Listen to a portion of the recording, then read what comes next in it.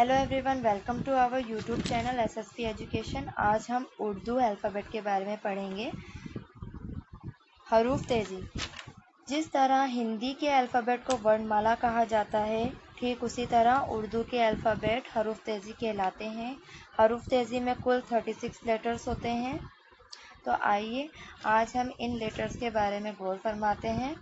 Urdu alphabet में जो सबसे पहला लेटर होता है वह होता है अलिफ। अलिफ के लिए हम हिंदी के अ अक्षर की आवाज़ निकालते हैं और उर्दू के अलिफ को अगर हमें इंग्लिश में इस्तेमाल करना हो तो उसके लिए हमें लेटर ए का इस्तेमाल करना होता है। इसके बाद जो हमारा सेकंड लेटर है वह है बे। बे के लिए हम हिंदी के ब अक्षर का इस्तेमाल करते हैं और इंग्लिश में बे के लिए हम बी अल्फ़ाबेट का इस्तेमाल करते हैं। उसके बाद और बे की पहचान हमेशा उसके नीचे लगे एक नुक्ते से की जाती है। इसके बाद जो हमारा अगला लेटर है वह है पे। पे की पहचान हमेशा उसके नीचे लगे 3 नुक्तों के ज़रिए की जाती है। पे के लिए हिंदी के प अक्षर का इस्तेमाल किया जाता है और इंग्लिश में पे के लिए लेटर पी का इस्तेमाल किया जाता है। इसके बाद जो हमारा नेक्स्ट लेटर आता है वह है ते। ते के लिए हमें 2 नुक्तों की ज़रूरत पड़ती है जो कि ऊपर लगाए जाते हैं और इसकी पहचान यही है कि जिस भी हरूफ में 2 नुक्ते ऊपर की तरफ लगे होते हैं तो वह ते कहलाता है। ते के लिए हम हिंदी के त अक्षर का इस्तेमाल करते हैं और इंग्लिश में इसके ते के लिए टी लेटर का इस्तेमाल किया जाता है। इसके बाद जो हमारा नेक्स्ट लेटर आता है वो है टे। टे के लिए हम छोटी तोई का इस्तेमाल करते हैं जो कि इसके ऊपर लगाई जाती है और हिंदी में इसका इस्तेमाल ट अक्षर द्वारा किया जाता है और इंग्लिश में इसका इस्तेमाल डबल टी के रूप में किया जाता है। डबल टी के रूप में इसलिए किया जाता है क्योंकि जो टे अक्षर होता है वह थोड़ा फोर्स से बोला जाता है, यानी कि हैवी होता है, और जिस भी अक्षर में हम हैवी होता है या फोर्स लगता है तो उसे हम डबल कर देते हैं, जैसे कि हमने यहाँ पर टी को डबल कर दिया है। इसके बाद जो हमारा नेक्स्ट लेटर आता है वो है से। से के लिए हम तीन नुक्तों का इस्तेमाल करते हैं, यानी कि जहाँ पर भी हरूफ में से ऊपर 3 नुक्ते लगे हुए होंगे तो हमें आसानी से समझ आ जाएगा कि ये जो हरूफ है ये से है। से के लिए हम हिंदी के अक्षर सा का इस्तेमाल करते हैं और इंग्लिश में इसके लिए एस लेटर का इस्तेमाल किया जाता है। इसके बाद जो हमारा नेक्स्ट लेटर है वह है जीम। जीम की पहचान ये है कि जो इसके पेट में होता है ये नुक्ता होता है और जीम के लिए हम हिंदी के अक्षर ज का इस्तेमाल करते हैं और इंग्लिश में जीम के लिए हम जे का इस्तेमाल करते हैं। इसके बाद हमारा नेक्स्ट लेटर आता है चे। चे के जो पेट में होते हैं 3 नुक्ते, ये ज़्यादातर जीम की तरह ही मिलता है, लेकिन इसका बुनियादी फ़र्क ये है कि इसके पेट में 3 नुक्ते होते हैं और चे के लिए हम हिंदी के अक्षर च का इस्तेमाल करते हैं और इंग्लिश में हम चे के लिए CH का इस्तेमाल करते हैं।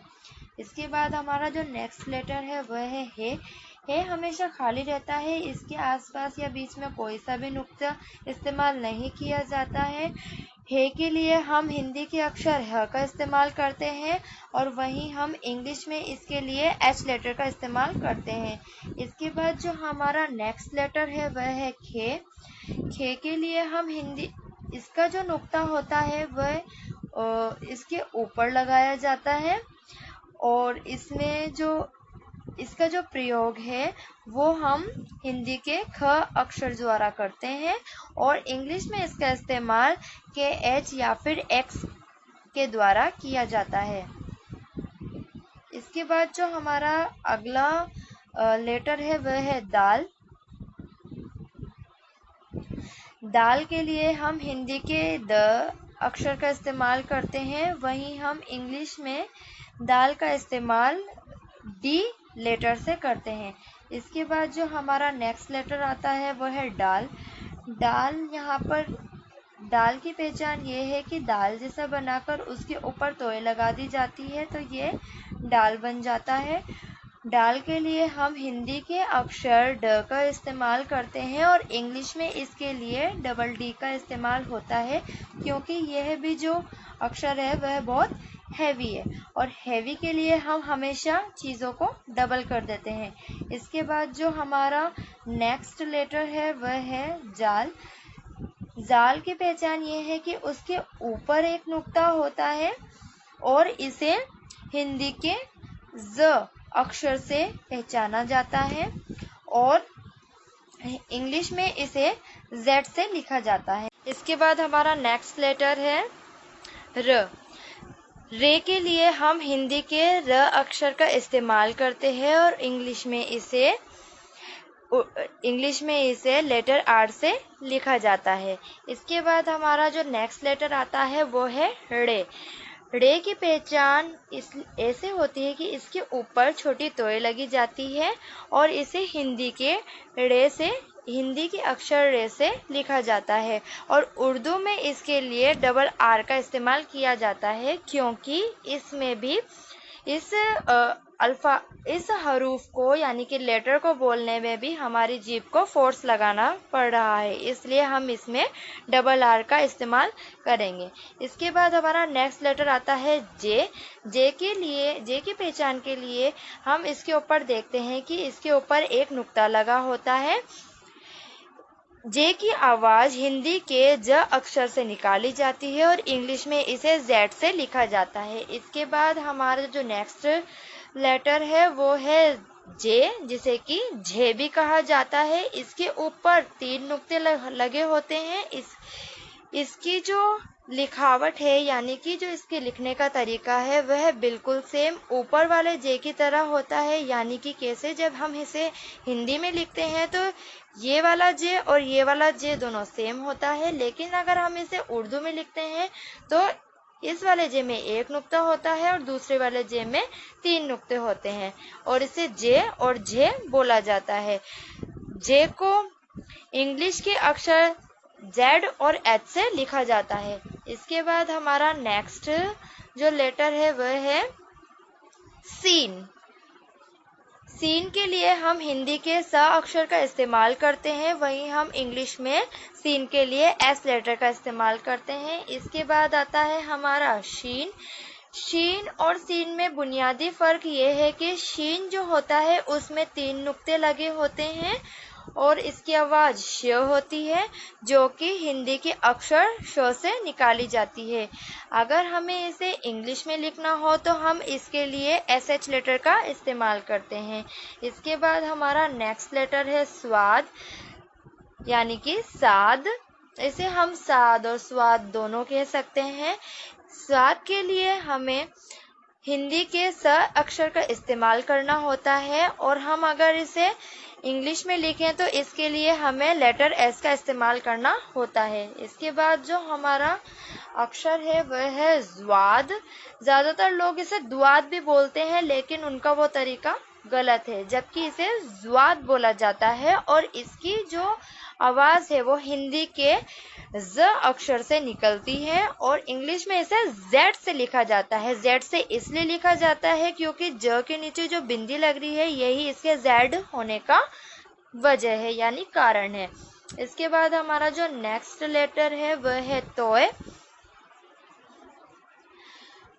तोय के लिए हम हिंदी के त अक्षर का इस्तेमाल करते हैं और इंग्लिश में इसका इस्तेमाल टी लेटर से किया जाता है। इसके बाद जो हमारा दूसरा लेटर है वह है जोय।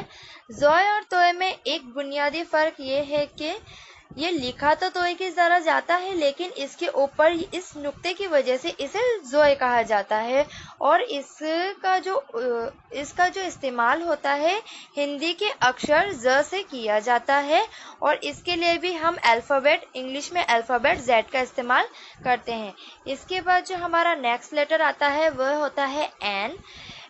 एन को हमेशा हिंदी के अ अक्षर के लिए इस्तेमाल किया जाता है, यानी कि जो इसकी आवाज होती है वो हमेशा अ से निकलती है, ना कि ए से निकलती है।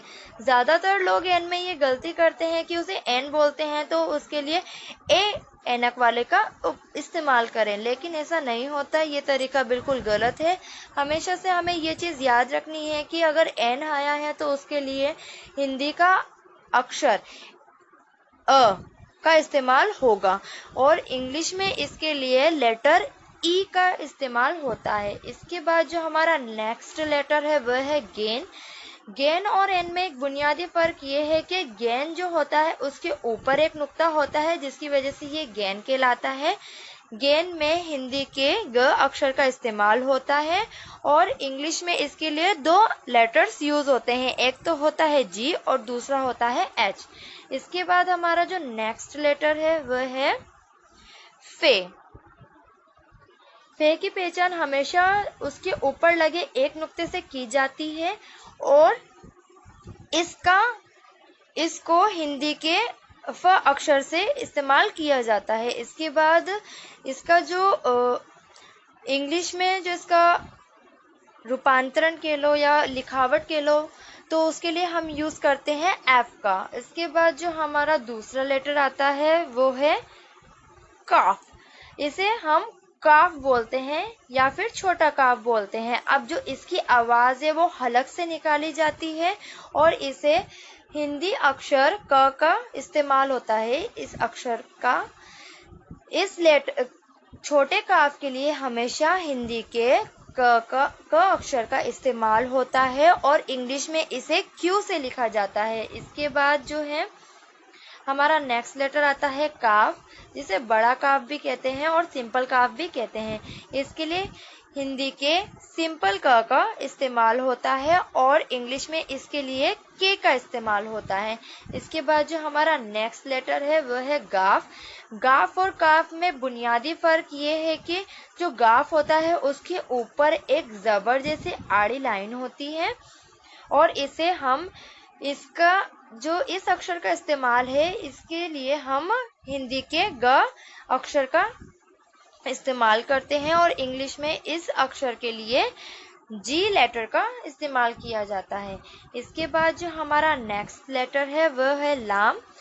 लाम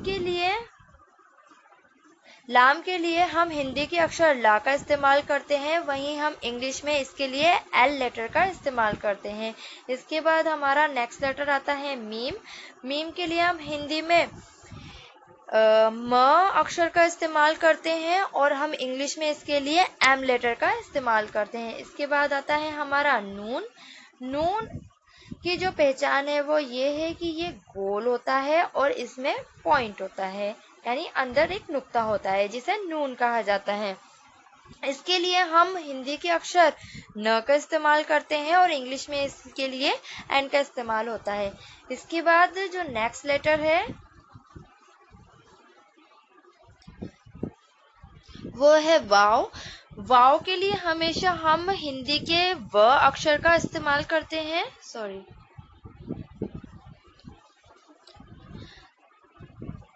और इंग्लिश में इसके लिए W या फिर V का इस्तेमाल होता है। इसके बाद जो हमारा नेक्स्ट लेटर है वह है या फिर है दो चश्मी। ये दोनों होते तो वैसे तो एक ही है, लेकिन इनमें एक फर्क ये है कि ये जो है ये लगता है कॉमा जैसा, उल्टा कॉमा जैसा, और ये है दो चश्मी है ये ज्यादातर कैसे यूज में आती है, जैसे कि किसी हरूफ के साथ मिल जाती है और ये अलग वर्ड बना देती है, जिसके बारे में हम आगे पढ़ेंगे। हे की आवाज, दोनों ही हे की आवाज उर्दू में तो हे बोला जाता है, लेकिन अगर इसका हिंदी में उच्चारण करना हो तो इसे हिंदी के अक्षर ह का इस्तेमाल किया जाता है, और इंग्लिश में इसे एच लेटर द्वारा लिखा जाता है। इसके बाद आती है छोटी ये, इसे ये कहते हैं, और इसका जो इस्तेमाल होता है ये हिंदी की मात्राओं के लिए यूज किया जाता है। इसकी जो दो मात्राएं होती हैं, ये से छोटी ये से मात्राएं बनती है, एक तो छोटी ई की और एक बड़ी ई की। इससे कोई अक्षर नहीं बनता, इससे मात्रा बनती है, और इंग्लिश में इसका लेटर होता है वाई। वहीं जब हम नेक्स्ट लेटर बड़ी ए की बात करें तो जो बड़ी ए होता है उसमें उसे भी ये बोला जाता है और छोटी ए को भी ये बोला जाता है, लेकिन इनमें फर्क ये है कि जब हम इसमें हिंदी में इसका इस्तेमाल करते हैं या फिर उर्दू में हम दूसरे लेटर्स में जब ये जुड़ के आता है ये हरूफ या लेटर, तो ये ए की मात्रा बन जाती है, यानी छोटे ए की मात्रा बन जाती है। और इंग्लिश में अगर हम इसका इस्तेमाल करें तो इसका भी इस्तेमाल वाई होता है। तो इसी के साथ हमारा ये वीडियो ख़त्म होता है। आई होप आपको हमारा ये वीडियो पसंद आया हो। अगर आपको पसंद आया हो तो प्लीज़ लाइक करें, सब्सक्राइब करें, बेल आइकन दबाएं और दूसरे लोगों को शेयर करना ना भूलें। Thank you.